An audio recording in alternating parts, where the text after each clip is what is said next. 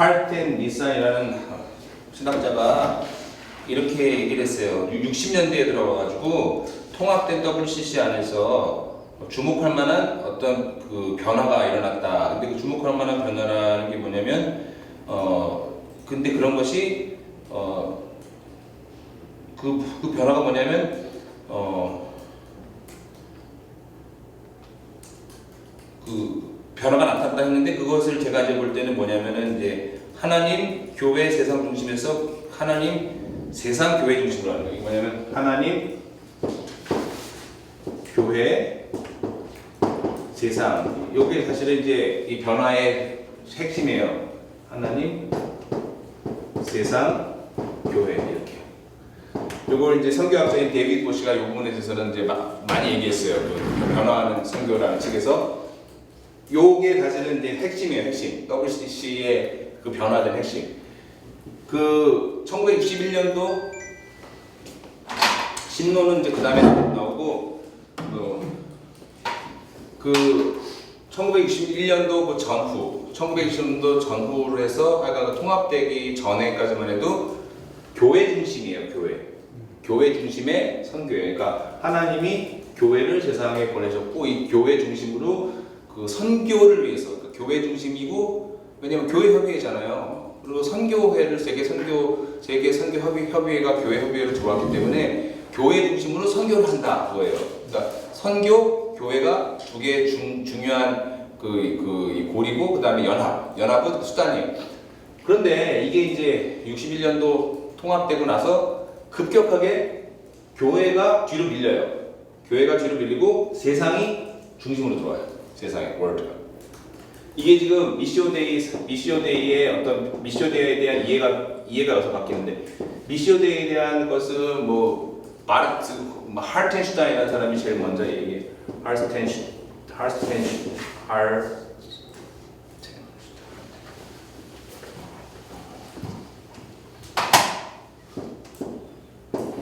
하르텐슈타인이라는 독일 학자가 이 미셔데이라는 말을 제일 먼저 썼다고 보통 얘기가 돼요. 근데 그러고 난데 실제 미셔데이가 하나님이 교회를 세상에 보낸다는 말을 가장 많이 이제 한 건 말트라고 보통 이렇게 지금 이해해요. 말트라고 이해하는데, 그러니까 벌써 그 미셔데이 사상은 말트 때부터 벌써 이렇게 쭉 나왔는데 이것이 이제 에큐메니칼 안에 사상에 들어와가지고 이 미셔데이가 이제 이렇게 확 꽃을 피우는데 어떻게 표현하냐면 이 미시오데이에서 원래 미시오데이를 얘기할 때는 하나님이 보낸다 할 때 하나님이 보내는 주체는 뭐예요? 누구예요?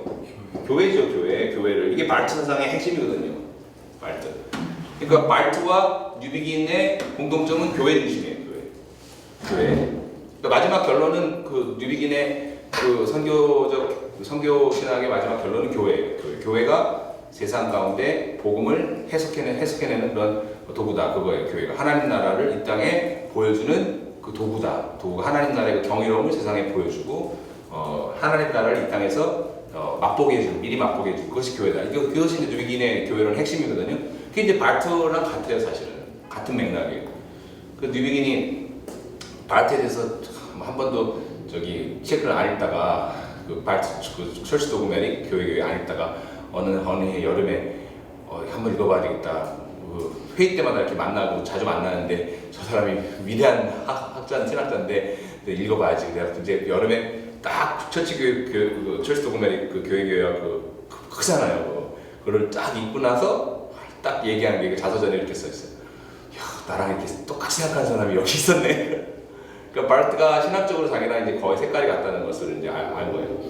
그 샘물교에서 번역된 그 하나님 나라의 비밀, 그 스캇 맥나이트 그 목사님 그 책에 보면요, 그 스캇 맥나이트가 똑같이 그 얘기하는 거예요. 스캇 맥나이트는 하나님의 나라는 교회를 통해서 이 땅에 하나님이 보여주시게 한 거다. 그래서 교회 중심의 하나님 나라 운동을 얘기하거든요. 그래서 굉장히 분석을 잘해서 예리하게 보통 뭐 좌적인 또 복음주의권 안에서도 막 사회운동 외치는 사람들조차도 그 비판하면서 사회운동을 막 복음주의권 안에서 막 교회 밖에서 막 열심히 한다고 하는데 사실 그것에서 좀 그 비판적으로 검토해봐야 한다고 점잖게 계속 얘기하거든요.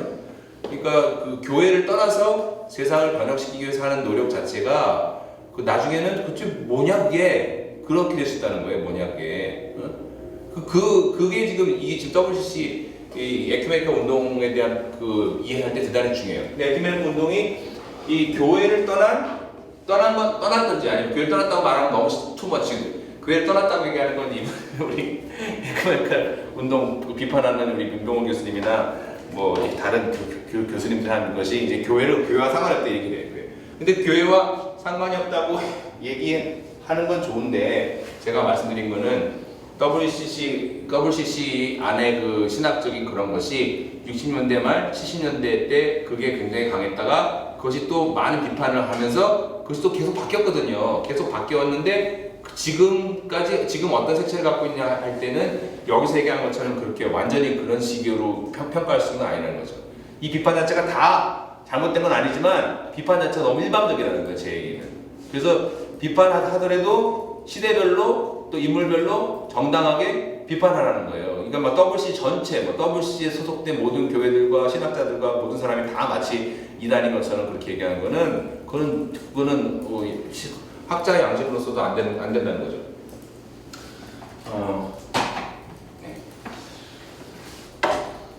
그러면 이런 변화가 왜 왔는가에 대해서 이제 세속주의가 등장한 거죠. 세속주의를 표현하는 건 seculari즘, 영어로 secularism이고요. 세속화가 있어요. 또 세속화, secularization. 여기 구분이 뉴비기는 세속화는 환영했어요. 세속화, secularization. 세속주의는 반대했어요. 반대. 이거는 환영하고. 이 차이가 있어요. 차이가.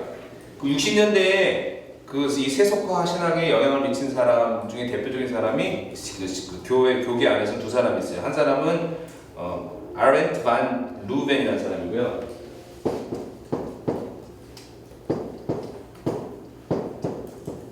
둘 다 파란 계통 신학자인데 아렌트 반 루벤이고 또 한 사람은 요하네스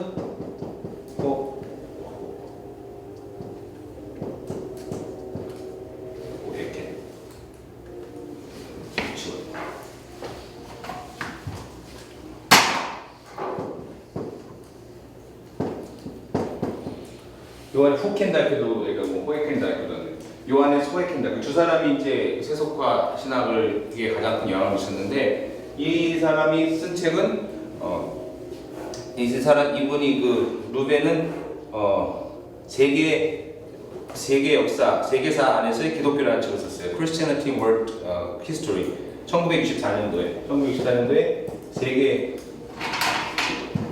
교회사 안에서의 기독교라는 책을 썼는데 유비기는 이제 그 세계사 안에서의 교회라는 그 왜 세계사 안에서의 교회라는 말 썼을까? Christianity World History. 이거는 뭐냐면 교회를 일반 역사와 동떨어져서 그렇게 봐서는 안 된다는 거죠. 그래서 이게 보편사 안에서 일반사 안에서 교회가 어떠한 위치를 차지하고 있는가를 봐야 된다 하는 거예요. 그러니까 뭐냐면 그 세속화거든요. 세속화. 세상 안에서 교회가 어떤 위치를 해야 된다. 그런 식으로 이제 해석하는 건데 그것에 대해서 이제 뉴비기는 좋게 봤어요. 세계 교회사 안에서 교회예요? 아니면 세계사 안에서 교회예요? 이제 영어로 드릴게요. Christianity in World History. 세계 역사 안에서의 교회, 기독교라는 책을 썼어요. 그 다음에 호에켄다이크는 The Church Inside Out이라는 책을 썼는데요. 이거 번역돼 있어요. The Church Inside Out이라는 이런 책을 썼는데 이 책에서 이 세속화 신학을 굉장히 많이 강조를 해요. 근데 이 호에켄다이크의 세속화 신학에 대해서 뉴비긴이 이제 반대하는 건데 이 주장이 뭐냐면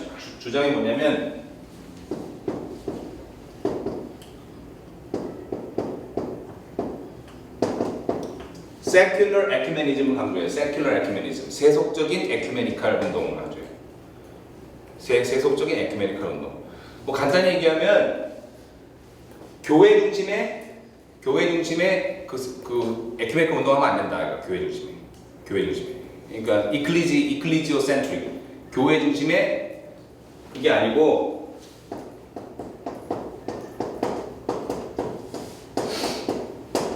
교회 중심의 그 에큐메니컬 운동은 안 되고 WCC 각각 secular 에큐메니즘 해야 된다. 세상 중심의 에큐메니즘. 그거라는 거니까 세상이 중심에 있어야 된다. 그 얘기를 이 책에서 강조를 해요.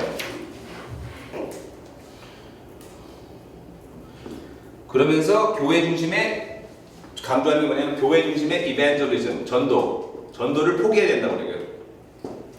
교회 중심의 전도를 포기해야 된다는 거예요. 왜 호켄다이크가 그렇게 얘기했냐면 이 서구교회 중심의 전도란 거는 이 크리스천덤, 웨스턴 크리스천덤, 서구 그 기독교 세계의 그 복원을 의미한다는 거예요. 복원.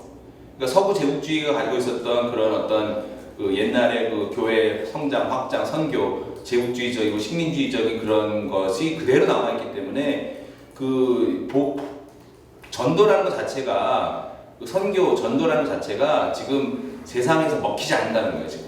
근데 이렇게 얘기했을 때 이 당시는 이게 너무나 호응을 얻었어요. 특히 젊은이들한테. 그 다음에 뭐 제3세계도 마찬가지. 제3세계도 마찬가지. 왜냐면 이 호켄다이크가 또 비판하는 게 뭐냐면 그 존 모트라는 그 세계 선교 동력가가 그렇게 얘기했거든요. 1910년 그 에딘버러 대회 때 우리 세대에 전 세계를 복음화시키자. 그래서 The Evangelization of World in this Generation 그 얘기를 했어요. 모토로 얘기했는데 재밌는 거는 1970 재밌는 거는 이 모트는 이 우리 세대의 온 세상을 복음화하자는 것 자체에 대해서 얘기할 때 어떻게 하면은 이런 식으로 복음을 전하면 안 된다고 하면서 이렇게는 복음을 전하면 안 된다고 하면서 이 얘기가 나온 거예요. 이렇게 하면 복음을 전하면 안 된다는 얘기가 뭐라고 했냐면 복음을 그냥 피상적으로 전해서는 안 된다. 그리고 세상을 기독교화하는 것을 의미하는 것이 아니다. 그리고 어떤 특별한 어떤 종말론을 내가 지지하는 것도 아니다. 이 세대의 세계 복음화, 그러니까 이 세대 세계 복음화를 주장하는 것 자체가 하나님의 목적으로 간주해서는 안 된다. 이런 얘기를 하면서 이걸 한 거예요.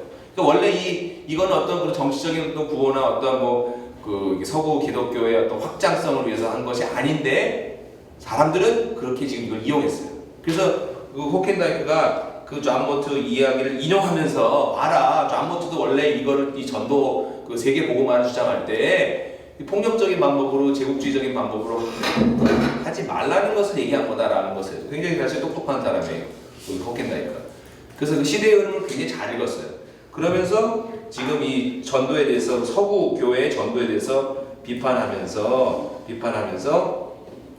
왜냐면 십자군 정신이라는 거죠. 크루세이딩 스피릿, 십자군 정신이다. 그러면서 이제 쭉 끌고 나가가지고 웁살라 계획까지 오는 거예요. 웁살라.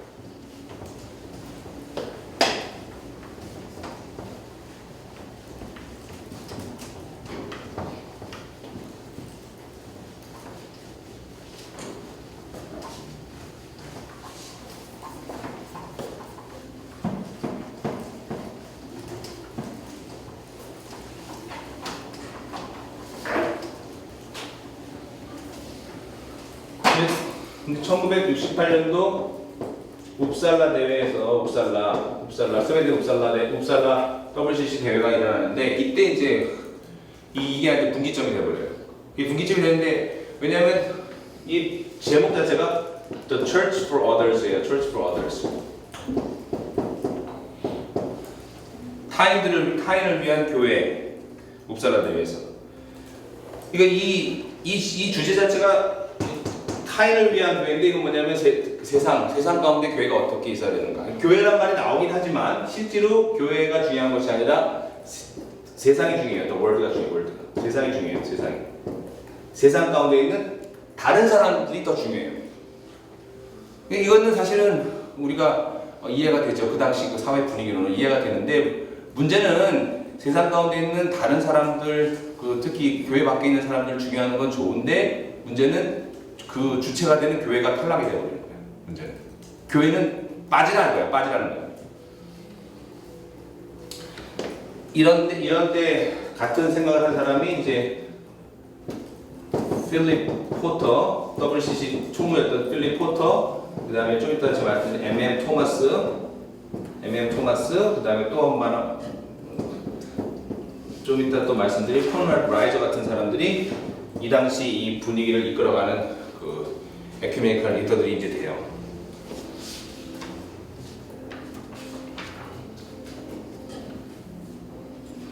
그러면 왜 이런 분위기가 생겼는가에 대해서 이런 분위기가 딱 그 10년도 안 돼가지고 이런 분위기가 생겼는데 그 뉴비긴과 1세대의 에큐메니컬 리더들은 그 에큐메니컬 정신을 지금 포기한 거다 그렇게 비판하고 들어왔어요. 에큐메니컬 운동 그 WCC가 그 61년도에 그 세계선교협의회랑 그 하나가 돼가지고 그 탄생됐을 때 그 정신을 지금 완전히 이거는 버린 거다라고 지금 비판하고 들죠. 근데 그 WCC 에큐메니컬 1세대들이 그 비판하고 들면서 그들은 이제 뭐 에큐메니컬 운동권 안에서 비판하는 거고 아까 말씀드린 것처럼 소위 말하는 복음주의권에서 그 완전히 교회 분열돼 나가가지고 새로운 목소리를 내기 시작하죠. 두 가지 목소리가 목소리를 내기 시작하죠. 왜 이런 일이 벌어졌는가 하면 1960년대에 마틴 루터 킹 목사님 암살이 있었고 그 다음에 나이지리아에서 또 그 큰 그 전쟁이 있었어요. 나이지리아, 아프리카에 전쟁이 있었고 그다음 중동 사태가 또 심각해졌고 뭐 그 다음에 베트남 평화 협상이 이제 막 그 시작됐었고 그 다음에 체코슬로바키아가 해방되는 그런 과정이 있었고 그 다음에 여러 가지 시위가 굉장히 많이 일어났어요. 그 학생 뭐 혁명 같은 것들이 많이 일어났고 프랑스에서의 5월 혁명이 또 이때 일어났고 그 다음에 WCC 그 새로운 총무가 미국 목사인 미국 그 개신교인인 유진 블레이크라는 사람이 됐는데 유진 블레이크의 사상이 사회주의적인 사상이 굉장히 강해요. 유진 블레이크. 그 사실은 어떤 사람이 이끌느냐가 따라서 이게 확 바뀌어요. 유진 블레이크. 미국 그 에큐메니컬 리더인 유진 블레이크가 그 사회주의 행동을 굉장히 그 행동가인데 이분이 이제 그 WCC 그 방향을 이제 그런 쪽으로 이제 움직인 거죠.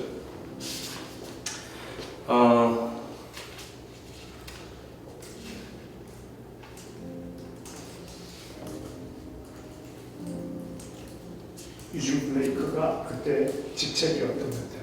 총무. WCC 총무. WCC는 다 총무들이 다 움직여요. 제너럴 세크레터리라고 하는데 총무들이 다 좀 움직여요. 그 총무가 누구냐에 따라서 또 색깔이 굉장히 많이 바뀌어요. 60년대, 그다음에 60년대 후반, 그다음에 70년대 초반 그 총무들이 굉장히 아까 말한 필립 포터, 뭐 유진 블랙 이런 분들이 이제 되게 그 좌적인 사회주의적인 그런 것이 강한 그런 쪽이었거든요. WCC가 이제 그런 쪽으로 움직인 거죠.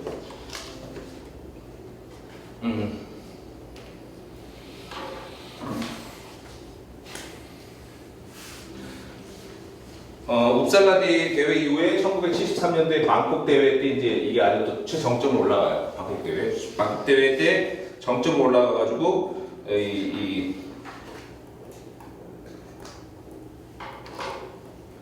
그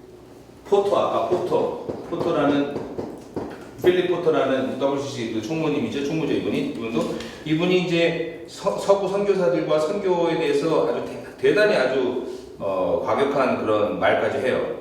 부정적인 말까지 해요.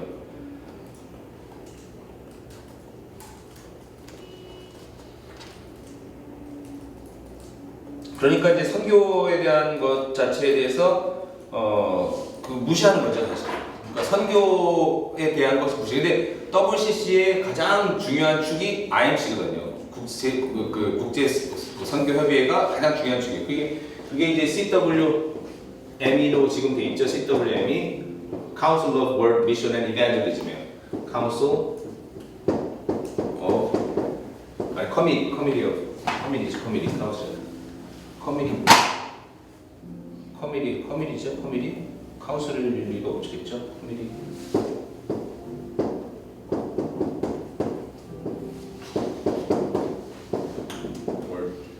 World Mission and Evangelism이거든요. Evangelism 세계 선교 전도 위원회 이렇게 되어 있어요. 이게 CWN가 할 때 가장 큰 그 선교 건데 이게 사실은 모체거든요. 거의 모체에 해당되는 거거든요. 이게 근데 이 부분이 이제 선교가 완전히 거의 탈락되고 그 다음에 전도 자체도 이제 그 미약해지고 이런 현상이 70년대 초반까지 쭉 일어났어요.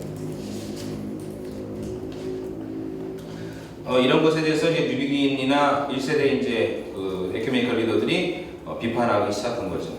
그런 비판한 가운데 M.N. 토마스라는 사람이 등장해요. M.N. 토마스는 그 인도 신학자죠. 평신도 신학자인데 M.N. 토마스와 스에 대해서 뉴비긴이 이제 비판하기 전에 뉴비긴이 방갈로 출신이 인도 신학자인 카이 바조라고 얘기해요. 바고 이상한 표기라는데 표기를 이렇게 해요. 바고 뭐 이렇게 있어요. 카이 바고라는 인도 방갈로 출신 신학자가 있는데 이분이 이 후기 식민지 신학으로 나가야 된다. 에큐메니컬 운동이 그런 주장을 이제 펴요. 후기 식민주의 신학. 그건 뭐냐면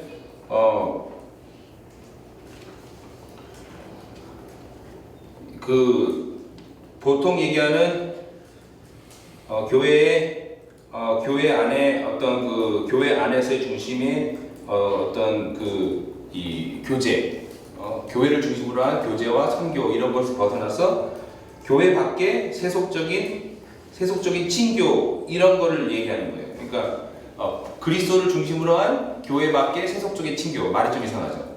그러니까 그리스도를 중심으로 한 교회 밖의 세속적인 친교. 그러니까 이 그리스도라는 것 자체가 개념이 뭐냐면 교회 안에서의 우리를 구원하시는 그 그리스도라기보다는 우주론적으로 온 세상을 구원하는 그리스도예요. 거기까지 맞죠. 근데 온 세상을 구원하는 그리스도인데 그렇기 때문에 교회뿐만 아니라 교회 밖의 사람들에게도 그리스도가 된다는 거예요. 이 말이 굉장히 멋있는 말 같은데 어떻게 적용이 되냐면 사회 안에서 그 교회 안에 들어와 있지 않는 신앙 고백을 하지 않는 사람들도 그리스도를 믿는 사람이 있을 수 있다 이렇게 되는 거예요. 말하자면 이렇게 되는 거예요. 표현 자체가. 그래서 이제 또 에큐메니컬 운동을 비판하는 분들이 몇 가지를 비판하는데 아까 말한 것처럼 첫 번째가 가시적인 교회만 추구한다 이거 비판. 두 번째가 종교다원주의 얘기를 반드시 꼭꼭 해요. 종교다원주의를 얘기한다. 이 얘기를 꼭 하고 그 다음에 내포주의를 얘기해. 내포주의 인클루시비즘 같은 거를 얘기하는 것 같은데 그러니까 다 포괄주의라는 거 포괄주의 그런 것도 있다. 그 다음에 네 번째가 종교다원 내포주의 그 다음에 이제 기독론 약화 내지는 뭐 포기 기독론 약화 내지는 포기 그 다음에 다섯 번째가 비판하는 것이 교회론이 없다. 그 다음에 다양성을 빙자한 다양성을 한다고 하면서 진리를 포기한다. 뭐 대략 이런 걸 가지고 계속 똑같이 반복해서 얘기를 해요. 계속.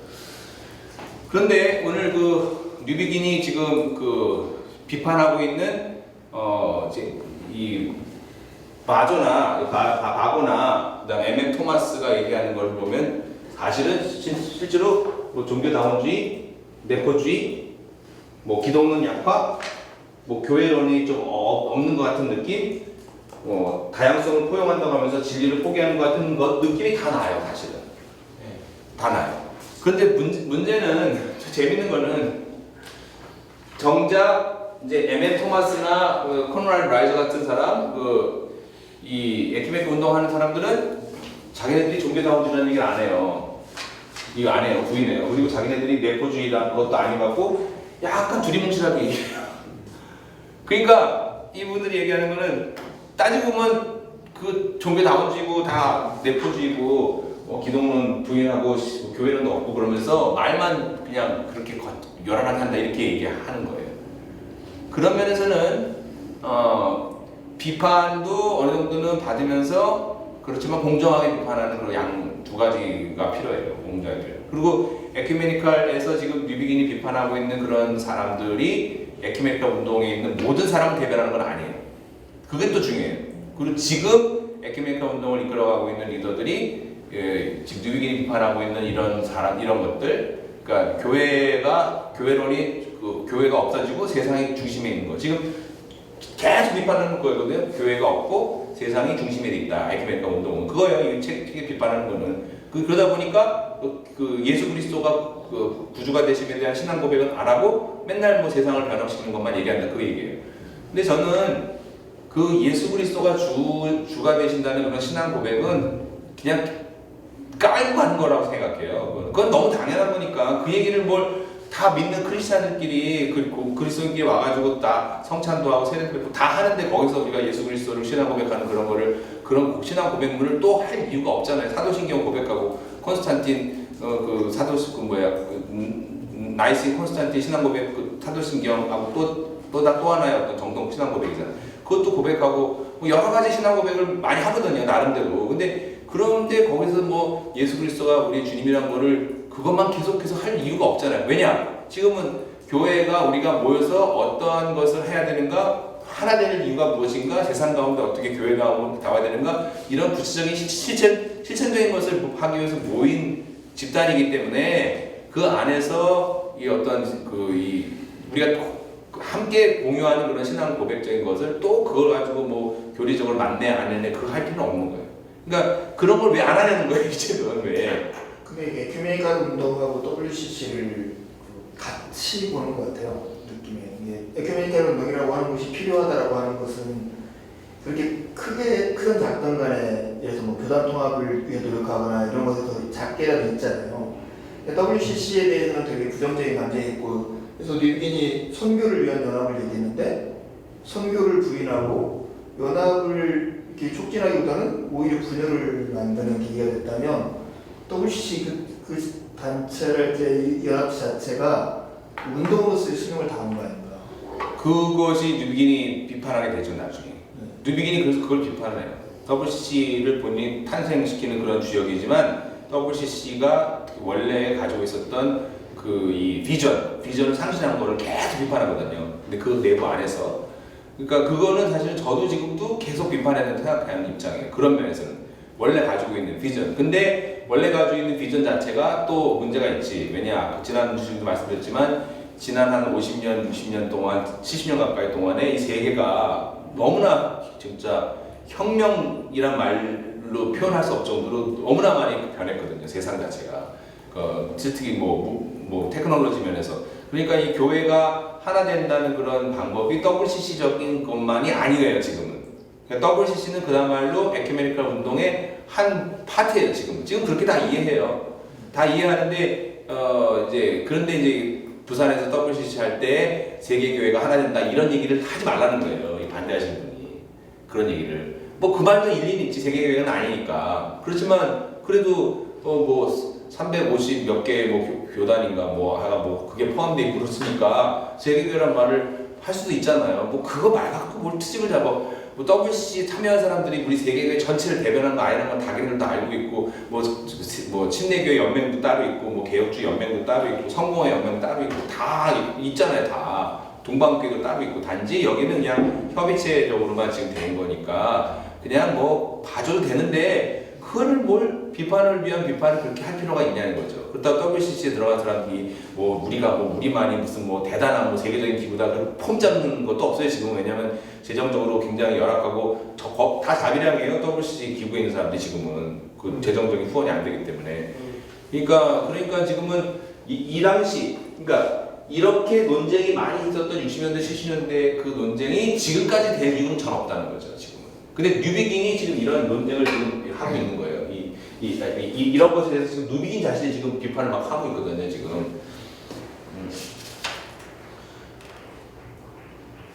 내부적 비판자로서. 그래서 내부적 비판자죠. 그러니까 이 바고가 얘기하는 게 뭐냐면 바고가 얘기하는 뭘 얘기하냐면 그 홀켄다크랑 똑같아. 전도 강조하지 말자.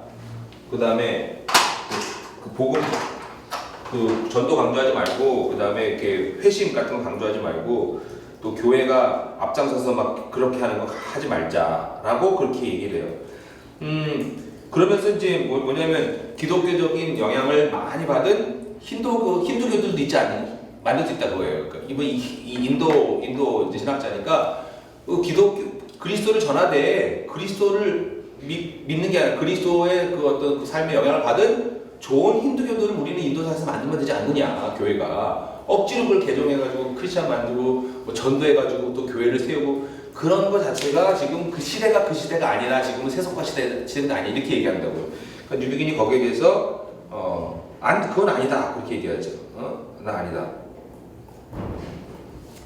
뉴비긴은 이제 뉴비긴이 이렇게 얘기해요. 뭐냐면 그 힌두교도들한테 가서 그 복음을 전해서 그리스도 이름으로 세례를 받고 성찬에 참여하게 되고 우리랑 같이 성경 공부를 한 다음에 그 다음에 성령께서 그 힌두교인이었다가 그리스도인된 형제자매들한테 성령께서 그들에게 힌두교 문화 가운데서 어떻게 말씀하시는지 그 성령으로부터 가르침을 받아서 힌두교 형제자매들한테 힌두교 문화 가운데서 어떻게 복음을 전해야 되는지 인도 형제자매들이 그렇게 할 수 있도록 성령의 음성을 따라 나가는 것이 우리가 해야 될 일이다 그렇게 얘기한다고요. 그러니까 고전적인 전도 방법인데 전도 방법을 그대로 하는데 잘못된 전도 방법은 당연히 배격해야 되지만 뭐 복음을 듣고서는 그냥 교회 안 나오고 힌두교도로 계속 있으면서 그 그리스도인은 아닌데 그리스도의 복음에 영향을 받은 그런 사람들을 만드는 것 그것이 교회의 사명이다 이제 바보가 그렇게 얘기한다고. 그러니까 유비기님 그건 말도 안 된다. 그거는 말이 안 되지 그거는. 그리고 딱 거절하거든요.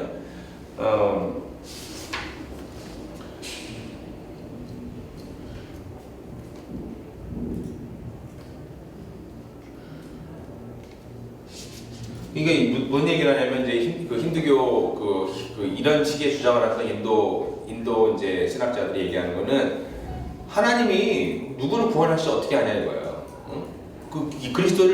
그리스도의 복음을 듣고 영향을 받아가지고 선하게 살면은 구원받을 수 있지 않느냐 그렇게 얘기해요.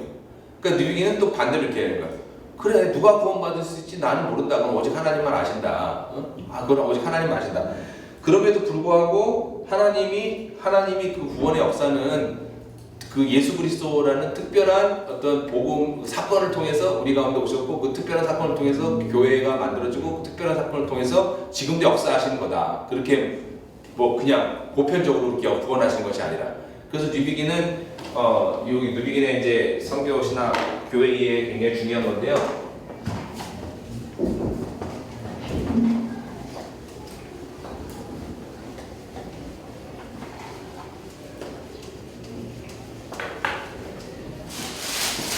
여기는 안 좋은 게 좋은데.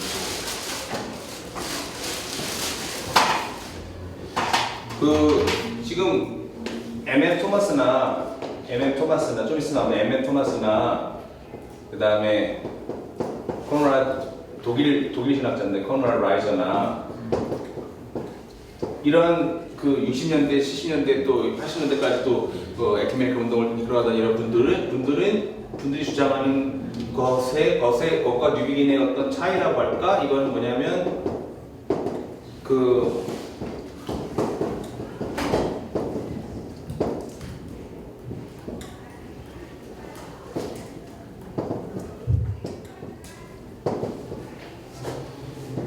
이것과 이것 사이에 어떤 긴장 관계예요.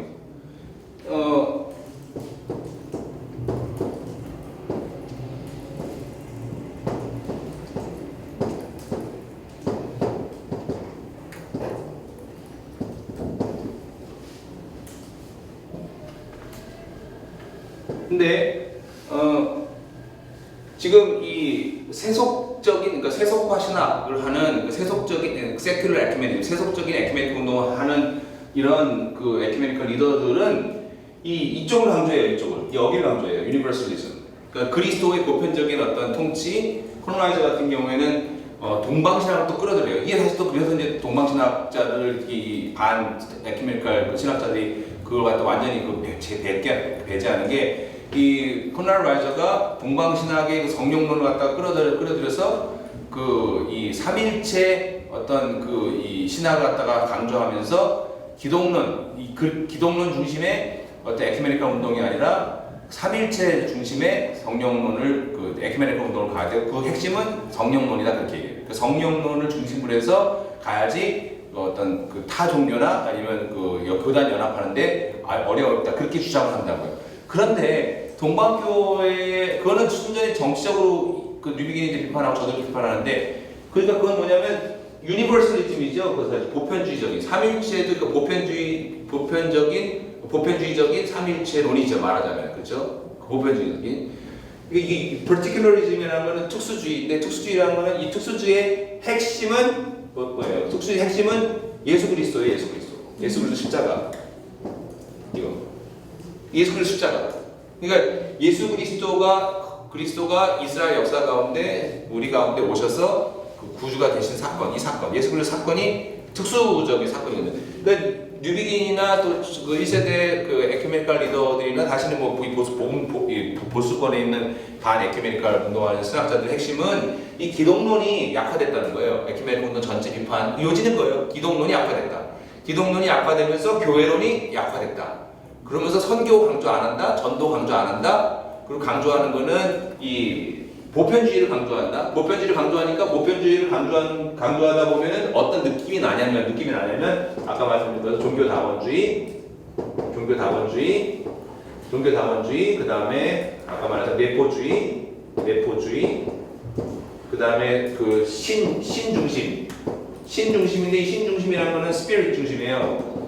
스피릿 중심인데 뉴비긴은 그렇게 얘기하죠. 이 코널 레이저가 코널 레이저 좀 더 해야겠다. 그러니까 뉴비긴 이렇게 되는데 이런 것 자체가 사실 유니버설리즘이에요. 그러면 이 particulari즘이 이게 특수주의라는 건 뭐냐면 예수 그리스도 어떤 하나님의 선택이죠. 하나님의 선택, 그렇죠? 하나님의 선택이라는 것은 people이잖아. 그렇죠? people. 구약으로 따지면 이스라엘을 통해서 한 민족을 통해서 모두를 구원하는 거죠. 한 민족을 통해서. 그 다음에 신약으로 보면은 예수 그리스도, 지저스. 그 다음에 예수 그리스도, 그 다음은 당연히 교회죠. 철치죠. 이게 이제 보통 정통 신학이라고 보통 얘기하는 거죠. 우리가. 근데 이제 이 부분, 이런 거, 이것 사이에 긴장 가운데 이걸 해결할 수 있는 것은 사실 이제 하나님에 대한 전폭적인 신뢰와 믿음이죠. 이게 이런 하나님의 구원의 그 유니버설적인 차원, 보편적인 구원의 하나님의 차원과 어떤 특수적인 어떤 하나님의 구원의 이 사이에 있을 긴장에 대한 거는 하나님의 절대적인 통치에 대한 신뢰와 믿음으로 가는 거거든요. 그런데 이제 이쪽이 한쪽으로 치우친다고 이제 에큐메니컬 운동의 이 리더들이 그러니까 뉴비긴이 이걸 이제 신랄하게 막 비판하는 거죠. 굉장히 신랄하게 비판하죠. 근데 재밌는 거는 M.M. 토마스나 코널 라이저가 자기가 종교다원주의나 내포주의 이런 것에 상관없다는 그 얘기를 해요. 왜냐하면 이 종교다원주의하고 딱 걸려버리면 이건데 저거 다다음 주에 할 텐데 종교다원주의에 딱 걸려버리면 이거 완전히 그 마녀사냥을 돼버려요. 그러니까 사실은 변선한 박사 같은 분이 마녀사냥을 당했는데 본인도 좀 지혜롭지도 못했어요. 왜냐하면 좌닉 같은 식으로 거의 예수 그리스도의 하나님 아들이심을 부인하는 식으로 갔거든요. 본인이 그렇게 표명을 했다고요. 그러니까 그렇게 얘기하면서 그 타종교 비판해버리면은 교단 신학 안에서는 설 자리가 없잖아요. 그러니까 그렇게 하면 안 됐었죠 사실. 근데 이런 에큐메니컬 리더들은 그러면서는 굉장히 노련해요. 왜냐면 교회를 연합하는 거기 때문에 자기가 설령 뭐 그렇게 믿다 하더라도 표현이나 이런 거는 절대로 난 종교다원주의 그런 거 아니다. 그리고 뭐 이렇게 내포주의 이런 거 아니다. 그런 식으로 이렇게 딱 그 입장을 아주 교묘하게 하죠. 근데 이제 보수적인 분들은 말은 그렇게 하지만 실제 내가 분석해보면은 뭐 종교다원주의 막 그러다. 저는 근데 말은 그렇게 할 때는 상대방이 말을 그렇게 할 때 다 고민하면서 한 거니까 존중해줘야 된다는 입장이에요. 내가 대놓고 뭐 종교다원주의나 뭐 자닉같이 간다거나 이렇게 되면은 그렇게 해야 되지만 상대방이 그게 아니라고 내가 예수 그리스도 주님으로 고백한다는데 왜 그거를 굳이 넌 아니잖니, 너는 악당이잖아, 그러면 내가 죄 안 졌다는데 막 너 죄인이잖아 그러면서 하잖아. 그건 뭐냐면 그 서구 교회 분열의 가장 나쁜 것, 그 정죄주의, 그죠? 판단주의, judgmentalism. 교회 분열의 역사의 거는 나는 옳고 너는 나쁘다. 그게 이제 가장 큰 그거거든요. 그게 종교 개혁과 그 교회 분열은 종이 한 장 차이 같은 그런 거예요. 내가 교회를 진짜 개혁하는 것이냐 아니면 상대방을 정죄하기 하고 내가 뛰쳐나와가지고 뭘 하는 거냐. 그래서 사실은 교회를 개혁한다는 분들 가운데 적지 않은 분이 나는 옳고 너는 나쁘다. 한국 교회를 개혁하려는 분들도 실제로 막 개혁한다고 나와가지고 막뭐 흠잡고 하는데 보니까 자기가 더 나쁜 놈이 돼 있어. 네? 그리고 뭐 교회를 개혁한다고 해갖고 뭐 조그만 교회 뭐 이렇게 개척해 막 했는데 나중에 보니까 자기는 더 이상한 괴물이 돼 있어. 그런 경우가 많이 있어요. 근데 젊을 때는 그분이 그런 마음이 아니었거든. 근데 막상 해보니까 자기도 이제 똑같은 그 사람이 돼 있는 거야. 그러니까 개혁이 이렇게 말처럼 쉬운 것도 아니고 굉장히 어려운 거예요, 사실은. 어려운 건데 그러니까 나만이 옳다고 하는 그런 그 주장으로부터 나온 개혁은 이상한 괴물이 돼요. 잠깐만 좀 지우고요.